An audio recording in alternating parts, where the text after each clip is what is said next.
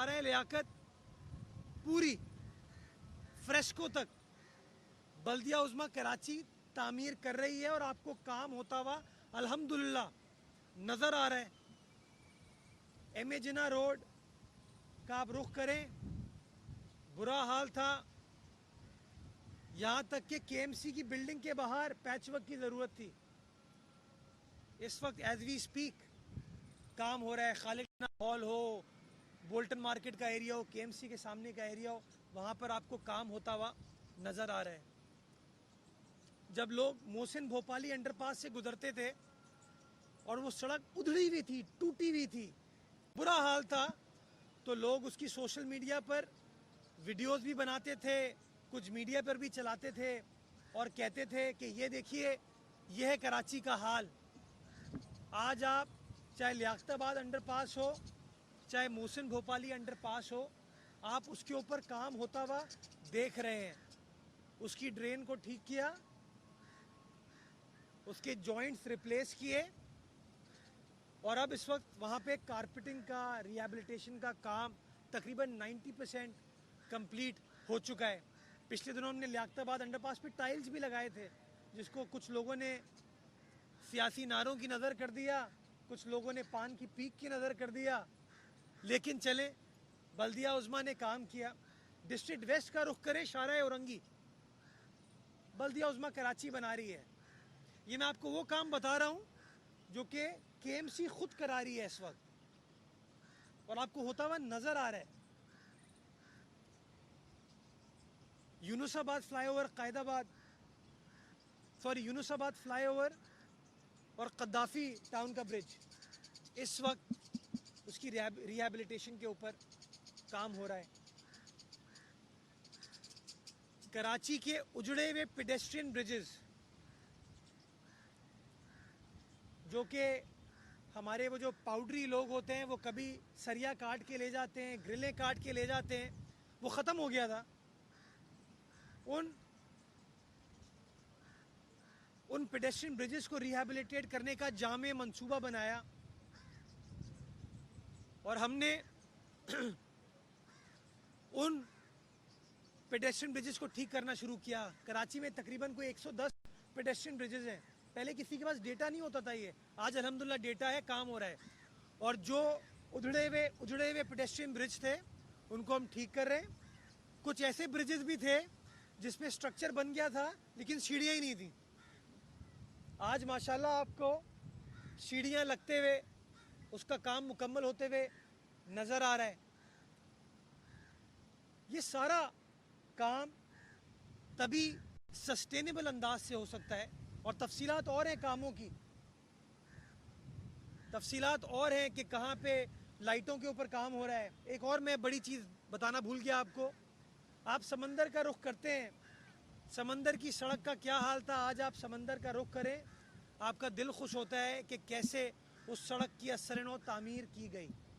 और इस वक्त भी मछली चौक से कैनप तक 12 kilometre dual road, 12 kilometre dual road 80 crore रुपए की लागत से कराची मेट्रोपॉलिटन कॉरपोरेशन बल्दिया उज़्मा कराची इस वक्त बना रही है और तकरीबन उसका भी 70 से 75% काम मुकम्मल हो गया है। आपको काम होता हुआ नज़र आ रहा है। इसी तरह माई कुलाची रोड दिहाइयों से अंधेरे में डूबी हुई थी, पोल थे, लाइटें नहीं थी, लाइटें थी तो तार नहीं था, उसको यही हम कहते हैं ना उर्दू में, आपके भाई ने काम किया। इसी दौर में काम स्टार्ट हुआ और आज आपको काम होता वहां पे नजर आ रहा है और इंशाअल्लाह खत्म भी करके दूंगा। ये सारे काम करने के लिए आपको पैसे दरकार होते हैं। कुछ लोगों ने माजी में केएमसी के रेवेन्यू को बढ़ाने के लिए कराची की सड़कों को कमर्शलाइज किया, जिसका आज खमियाजा पूरी कराची की कौम, कराची वाले भुगत रहे हैं कि वो सड़क जिसके ऊपर 1000 गज का मकान था, एक ख़ानदान बसता था, 2 ख़ानदान बसते थे, आज वहाँ पर 20-20 मंजिला इमारत बना दी गई। क्यों? क्योंकि नेमतुल्लाह साहब के ज़माने में उन सड़कों को कमर्शलाइज किया गया। तब किसी ने किसी अदालत ने उनको नहीं रोका, उन्होंने फैसला किया कि मैं सड़कों को कमर्शलाइज कर रहा हूँ, मुझे अपने शहर का रेवेन्यू बढ़ाना है। और आपने देखा शहर की गालिबन 22 या 23 सड़कें उनके दौर में कमर्शलाइज हुई। फिर ये बहुत सारे टैक्सेस थे आपके, कंजर्वेंसी टैक्स हो गया, ड्रेनेज हो गया, फायर टैक्स हो गया। ये काम सारा बल्दिया उज़्मा करती है, ड्रेन को मेंटेन करने का, फायर ब्रिगेड को मेंटेन करने का। इन टैक्सेस को क्लब करके MUCT बना के म्यूनसिपल यूटिलिटी कंजर्वेंसी टैक्स बनाया मुस्तफ़ा कमाल साहब ने। अच्छा फैसला किया कि भाई मैं ये पैसे इकट्ठा करूंगा शहर से, किसी की जेब में नहीं जाएंगे ये पैसे, तो ये पैसा मेरे पास आएगा तो मैं अपने शहर की सड़कें, ब्रिजेस, अंडरपासेस को मेंटेन कर पाऊंगा। किसी ने इंटरफेयर नहीं किया, इंटरवीन नहीं किया और वो टैक्स चला आ रहा था। और वही टैक्स वसीम अख्तर साहब के ज़माने में भी कंटिन्यू हुआ, चलता रहा। सही तरीके से नहीं चला। यहाँ पे आता है डिफरेंस ऑफ ओपिनियन। और मैं आपको उसकी मिसाल ये देना चाहूँगा। मैं अपने साथ तफसीलात लेकर आया हूँ पिछले 15 साल की, जिसमें मुस्तफ़ा कमाल साहब का भी दौर है, वसीम अख्तर साहब का भी दौर है। मैं वसीम अख्तर साहब के दौर की मिसाल आपको दूंगा। मैं कोई किसी के ऊपर इल्ज़ाम नहीं लगा रहा हूँ, मैं लोगों के अंदर अवेयरनेस क्रिएट करने की कोशिश कर रहा हूँ, लोगों को एजुकेट करना चाह रहा हूँ कि जो लोग आपको मिसगाइड कर रहे हैं वो आपके दुश्मन हैं, वो आपके कराची के दुश्मन हैं। वो नहीं चाहते कि आपका इंफ्रास्ट्रक्चर ठीक हो, वो नहीं चाहते कि आपकी सड़कें ठीक हो, वो नहीं, उनको अच्छा नहीं लगता कि वो जहांगीर रोड के ऊपर सियासत करते थे तो आज बल्दिया उज़्मा कराची ने जहांगीर रोड का नाला ठीक कर दिया और KDA उसकी रिहेबिलिटेशन कर रही है। उनको अच्छा नहीं लग रहा है ये कि कराची शहर एक जामे मंसूबे के तहत अब आगे की तरफ जा रहे हैं, डेवलपमेंट की तरफ। उनको अच्छा नहीं लग रहा। क्योंकि उनकी जो सियासत है, मनफी सियासत, वो शायद ना हो पाए। तो मैं बताना चाहूँगा वसीम अख्तर साहब के दौर में इस टैक्स का हजम, इस टैक्स का टारगेट जो कि वसीम अख्तर साहब ने खुद तय किया था, वो 1 अरब रुपए था साल का। एक साल में 1 अरब रुपए KMC को मिलना थे। मैं आपको बताना चाहूँगा 2017-18 में KMC को 19 करोड़ 60 लाख रुपए मिले। 1 अरब का टारगेट है, 1 अरब का 19 करोड़ 60 लाख मिले। 2018-19 में 28 करोड़ 20 लाख मिले। 2020-21 में 22 करोड़ रुपए मिले। 18-19 में 28 करोड़ 20 लाख, 17-18 में 19 करोड़ 60 लाख, 19-20 में 17 करोड़ 90 लाख और 20-21 में 22 करोड़। यानी कि चारों साल का मिला लें तो 1 अरब रुपए नहीं होते। चारों साल का आप एक साथ कर लें। अब ये मेरे कागजात नहीं है, बजट मैंने 2017-18 का अप्रूव नहीं किया था, वसीम भाई ने किया था, बल्दिया उज़्मा कराची ने किया था। टारगेट रखा था 1 बिलियन रुपीस, 1 अरब रुपए। यानी कि 4 सालों में 4 अरब रुपए आने चाहिए थे। 4 सालों में मिला के 1 अरब रुपए इकट्ठा नहीं हुआ। यानी कि कोई ना कोई इशू था इस सिस्टम में, कोई ना कोई खराबी थी इस सिस्टम में। और जो शख्स बेहतरी चाहता है, जो शख्स रिफॉर्म चाहता है, वो कोशिश करता है मैं बेहतरी की तरफ गामजन हूँ।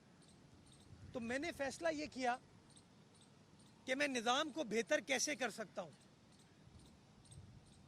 मैंने फैसला किया कि मैं निज़ाम को बेहतर इस तरह कर सकता हूँ कि जितनी इंसानी इंटरवेंशन है, ह्यूमन इंटरवेंशन है, यानी कि आपको मैं कैश पे कर दूं, ये पर्ची मैं बनाऊं और पर्ची आपको दूं और आपसे पैसे ले लूं, इन चीज़ों को मैं ख़त्म करूं। अफराद का जहां जहां अमल दखल है उसको ख़त्म करूं और एक डेटाबेस के ज़रिए टेक्नोलॉजी को बरूए खातिर लाते हुए एक सिस्टम को मुतारिफ कराऊं। कराची इलेक्ट्रिक का एक सिस्टम शहर में मौजूद है। उस सिस्टम के तहत हर शख्स को हर महीने बिल पहुंचता है, वो बिल पे करता है और के इलेक्ट्रिक के अकाउंट में वो पैसे आते हैं। यानी कि ये नहीं हो सकता कि के इलेक्ट्रिक का बिल आपके घर ना जाए। MUCT का बिल आपके घर आता है नहीं आता किसी को नहीं पता, और नेचुरली वो बिल प्रिंट करने के लिए भी आपको पैसे खर्च करना पड़ते हैं। उसकी कोरियर यानी कि उसकी डाक के जरिए भेजेंगे या किसी के जरिए भेजेंगे, उसके ऊपर भी आपको खर्चा करना पड़ता है। के इलेक्ट्रिक ऑलरेडी वो सारा खर्चा कर रही है। तो मैंने फैसला ये किया कि बजाय इसके मैं KMC के 100 बंदों को, 150 बंदों को, 200 बंदों को कहूं कि ये लो बिल, और बिल प्रिंट करो, बिल प्रिंट करके आपके घर से पैसे आके लो। आप पैसे दो ना दो, वो पैसे KMC के अकाउंट में आए ना आए, मैंने उसका एक फुल प्रूफ मैकेनिज्म के इलेक्ट्रिक के जरिए तैयार किया, ताकि एक एक पाई जो आपकी जेब से निकले आपके कराची के लिए, वो KMC के अकाउंट में आए। और जब वो KMC के अकाउंट में आएगी तो आप फिर KMC से सवाल पूछ पाएंगे कि बताइए मुर्तज़ा वहाब साहब, शहर में क्या तरक्याती काम आप कर रहे हैं? फलां सड़क टूटी हुई है तो सड़क को बेहतर बनाने के लिए आप क्या काम कर रहे हैं? पेडेस्ट्रियन ब्रिज खराब है, क्या कर रहे हैं? अंडरपासेस खराब हैं, क्या कर रहे हैं? ब्रिजेस के ऊपर एक्सपेंशन जॉइंट खत्म हो गए हैं, ब्रिज डेंजरस हो गया है, आप क्या कर रहे हैं? और मैं फिर आपको जवाब दे सकता हूं कि मेरे पास इतने पैसे हैं। तो जब मैं बल्दिया हाउस में आया तो मेरे पास दो रास्ते थे। एक रास्ता था जिसके तहत मुझे सालाना 20 करोड़ रुपए एवरेज कर लें आप, मिल रहे थे, और वो 20 करोड़ रुपए एक प्राइवेट कंपनी इकट्ठा करती थी। वो प्राइवेट कंपनी को इकट्ठा करने के 4 करोड़ 39 लाख रुपए दे दिए जाते थे। यानी कि KMC के अकाउंट में 16 साढ़े 16 करोड़ रुपए होते थे। तो मेरे पास ऑप्शन ये था कि क्या मैं वो 16.5 करोड़ रुपए से शहर चलाऊं या नहीं। जो चोरी है पैसों की, जो पिलफरेज है, जो मेरी जेब में आ जाएगा, आपकी जेब में आ जाएगा, उसको ख़त्म करूं, और जो एक्चुअल पैसे शहरी देते हैं वो पैसे KMC के अकाउंट तक आए। तो मैंने जब हिसाब लगाया के इलेक्ट्रिक के ज़रिए मुझे साल के 3.25 अरब रुपए मिलने थे, साल के 3.25 अरब रुपए, और दूसरी तरफ मौजूदा निज़ाम के तहत मुझे साल के 16-17 करोड़ रुपए मिलने थे। ये दो फैसले थे मेरे पास, 16-17 करोड़ या 3.25 अरब रुपए। मैंने फैसला किया कि मेरे शहर के लिए, मेरे शहर के सबसे बड़े इदारे के लिए, इस शहर के इंफ्रास्ट्रक्चर के लिए मैं 16 करोड़ रुपए का फैसला ना करूं। मैं वो फैसला जो करप्शन पर मबनी है, पैसों की हेर फेर पर मबनी है, जिसकी कोई मनी ट्रेल नहीं है, कोई टेक्नोलॉजी नहीं है, कोई डॉक्यूमेंटेशन नहीं है, उसका फैसला नहीं करूं। फैसला करूं उस प्रोसेस का जिसकी डॉक्यूमेंटेशन है, जिसकी मनी ट्रेल है, जिसकी शफाफियत है। के इलेक्ट्रिक के अकाउंट में अगर आप बहैसियत सारिफ 100 रुपये भी देते हैं ना, तो उसके किसी एहलकार की जेब में नहीं जाता, वो के इलेक्ट्रिक के अकाउंट में जाता है, और हर साल उसकी बैलेंस शीट बनती है। वो बैलेंस शीट नेपरा के पास जाती है, जो कि वफाकी हुकूमत का इदारा है। वो बैलेंस शीट स्टॉक एक्सचेंज पर लिस्ट होती है, उसकी वेबसाइट पर अवेलेबल होती है। उस जब बैलेंस शीट को आप पढ़ते हैं तो आपको पता चलता है कि के इलेक्ट्रिक ने कितनी बिजली बेची, कितने पैसे आए उसके पास, बिजली पैदा करने के ऊपर कितना खर्चा हुआ, लोगों की तनख्वाहों की मद में कितना खर्चा हुआ, और वो के इलेक्ट्रिक वफाकी हुकूमत के लिए कितना टैक्स इकट्ठा करता है वो भी लिखा होता है उसके अंदर। सूबाई हुकूमत के लिए कितना टैक्स इकट्ठा करता है वो भी लिखा होता है।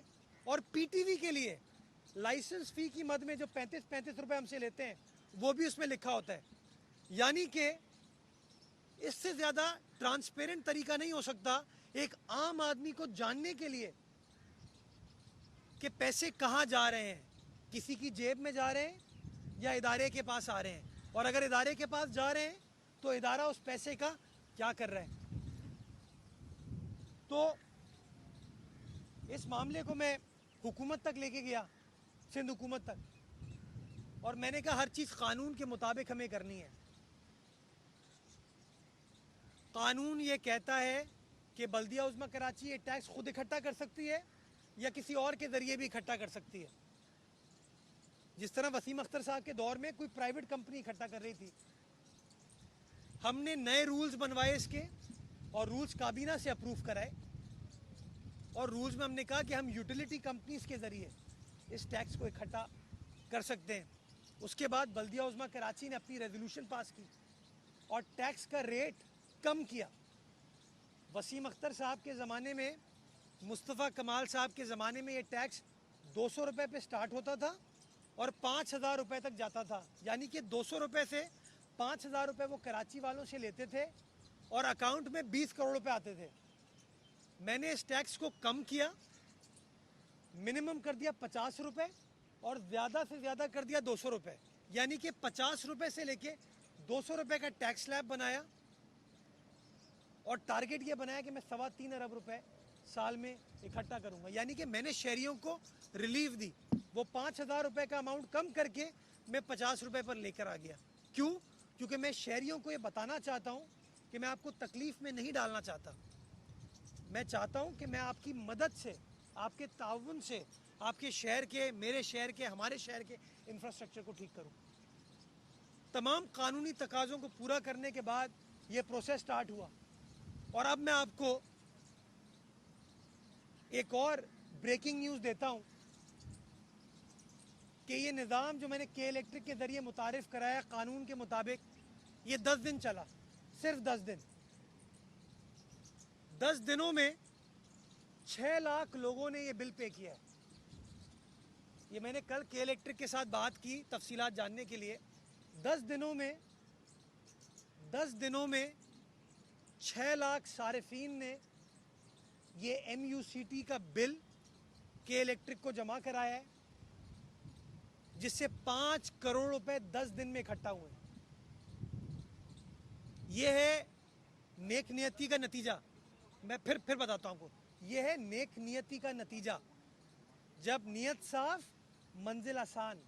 अच्छी नियत से फैसला करते हैं, अल्लाह सुब्हाना ताला भी मदद फरमाता है। मैं इसलिए आपको ये नंबर दे रहा हूँ कि अदालत में किसी एक शख्स ने केस फाइल किया है, एक शख्स ने केस फाइल किया है, किसी एक सियासी जमात ने केस फाइल किया है। 20-25 लोगों ने कचरा फेंक दिया, कोई रेफरेंडम इन्होंने कराया, कोई 2, 2.5, 3 हज़ार, 4 हज़ार लोगों का जाली रेफरेंडम करा के इन्होंने कहा कि ये फैसला गलत है। मैं आपको बताना चाह रहा हूं कि 10 दिनों में, सिर्फ 10 दिनों में 6 लाख लोगों ने, 6 लाख लोगों ने इस बिल को जमा कराया जो कि के इलेक्ट्रिक के पास पहुंचा और टोटल पैसे जो इकट्ठा हुए वो 5 करोड़ रुपए 10 दिन में इकट्ठा हुए हैं। 5 करोड़ रुपए 10 दिन में इकट्ठा हुए हैं। यानी कि पर सारिफ 88 रुपए एवरेज आई है इसकी। मैंने कैलकुलेट किया, 5 करोड़ को मैंने 6 लाख से डिवाइड किया, 88 रुपए 80 पैसे एक सारिफ के ऊपर इसका झटका है। 88 रुपए में शायद हम किसी को खाना, गरीब को अगर खाना खिलाने जाते हैं तो उसका भी खर्चा 100 रुपये आता है। या 88 रुपये अपने शहर के लिए आप दे रहे हैं। मुझसे अदालत ने यह भी सवाल पूछा उस दिन कि जी ये पैसा जाएगा कहाँ।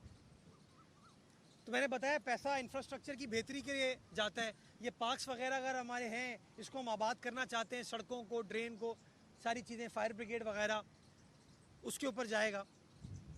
दूसरा, आप उन्होंने कहा कि भाई आप कानून के मुताबिक खुद इकट्ठा कर लें, के इलेक्ट्रिक के ज़रिए ना करें, आपको जो कार्रवाई करनी है आप कर लें। मैं आपको एक और मज़े की बात बताता हूँ कि जिन साहब ने केस फाइल किया है बल्दिया उज़्मा के ख़िलाफ़, जो कोर्ट को कह रहे हैं कि ये बदनीयती पर मबनी गैर कानूनी फ़ैसला है, उन साहब ने खुद पिछले 7 सालों में ये टैक्स जमा नहीं कराया। यानी कि चोरी और सीनाजोरी। जिस शख्स ने, अब मुझे अदालत कहती है भाई आप खुद कार्रवाई कर लें। मुझे पता है मैं क्या कार्रवाई करूं। जो शख्स मेरा डिफॉल्टर है, मुझे टैक्स अरसे दराज से नहीं दे रहा, अरसे दराज से नहीं दे रहा, वो अदालत गया और अदालत से उसने कहा जी इनको रोक दें आप। तो अब मैं लोगों को बताना ये चाह रहा हूं कि एक तरफ वो ये बदनीयती वाले लोग हैं, डिफॉल्टर हैं, जो नहीं चाहते शहर का भला हो, जो चाहते हैं मनफी प्रोपेगेंडा हो कि रोज जहांगीर रोड पर जाके खड़े हो जाएं, और एक तरफ नेक नियति पर मबनी वो फैसला है जो कि शहर को 3.25 अरब रुपए देगा, और वो 3.25 अरब रुपए शहर की बेहतरी के ऊपर खर्च होंगे। अब मैं आपको बताता हूँ एक और हाईलाइट करने वाली चीज़। मैंने बल्दिया उस्मा से पूछा, मैंने कहा यार ये बताओ इस टैक्स की लाइबिलिटी अभी कितनी है पुरानी? तो 50 अरब रुपए से ऊपर की पुरानी लाइबिलिटी है, जो कि काश लोगों ने जिम्मेदारी के साथ अगर पैसे इकट्ठा किए होते तो इस शहर को आया होता। जो लोग कहते हैं ना इख्तियारात नहीं है, इख्तियारात नहीं है, इख्तियारात नहीं है, इख्तियारात नहीं है, उनके पास वो पिछले 10 सालों में 50 अरब रुपए पड़े होते शहर को बेहतर करने के लिए। बट अनफॉर्चुनेटली उन्होंने कभी तवज्जो नहीं दी। इसी तरीके से एक हमारा डिफॉल्टर था, ये एक हमारी लाइबिलिटी थी कराची पोर्ट ट्रस्ट के एवज। कराची पोर्ट ट्रस्ट का अंग्रेज का बनाया हुआ कानून है 1886 का। वो कानून कहता है कि म्यूनसिपैलिटी के बिहाफ पे केपीटी पोर्ट टैक्स इकट्ठा करेगा और जो कि वो म्यूनसिपैलिटी को ट्रांसफ़र करेगा। फिर पिछले 9 सालों से वो पेमेंट हमें नहीं कर रहे थे, यानी कि जिस शख्स की फैक्ट्री वहाँ पर है केपीटी के एरिया में, वो टैक्स पे कर रहा था, लेकिन केएमसी के पास वो पैसे नहीं आ रहे थे। तो मैंने, और ये वसीम अख्तर साहब मेयर थे, अली जैदी साहब मिनिस्टर पोर्ट्स एंड शिपिंग थे, यानी कि 2 इत्तेहादी थे। पीटीआई एमक्यूएम थी, लेकिन केएमसी का ये मसला हल नहीं हो पाया। क्यों? क्योंकि केएमसी लावारिस है। कोई केएमसी की मालकी नहीं करना चाहता, कोई केएमसी के लिए कुछ नहीं करना चाहता। तो अली जैदी साहब जिनका ताल्लुक कराची से है, वसीम अख्तर साहब जो कि केएमसी के मेयर थे, दोनों की मौजूदगी में ये मसला हल नहीं हुआ। मैं जब एडमिनिस्ट्रेटर बना और अली जैदी साहब मेयर थे, उन्होंने मुझे कराची पोर्ट के बोर्ड पर नहीं बैठने दिया, हालांकि कानून ये कहता है कि बैठना है केएमसी को, बट उन्होंने नहीं बैठने दिया। जब हुकूमत तब्दील हुई और मेरा भाई फैसल सब्जवारी वफाकी वजीर पोर्ट्स एंड शिपिंग बना, तो मैंने फैसल भाई को रिक्वेस्ट की, कराची का मुकदमा रखा कि हमारे ये टैक्सेस भी पेंडिंग है और केएमसी की बोर्ड पे नुमाइंदगी भी पेंडिंग है। मैं शुक्रगुजार हूँ फैसल सब्जवारी साहब का कि उसने कानून को फॉलो किया और कानूनी एतबार से बल्दिया उज़्मा कराची को केएमसी को केपीटी की बोर्ड पे नुमाइंदगी दी। मैं शुक्रगुजार हूँ फैसल सब्जवारी साहब का और चेयरमैन केपीटी का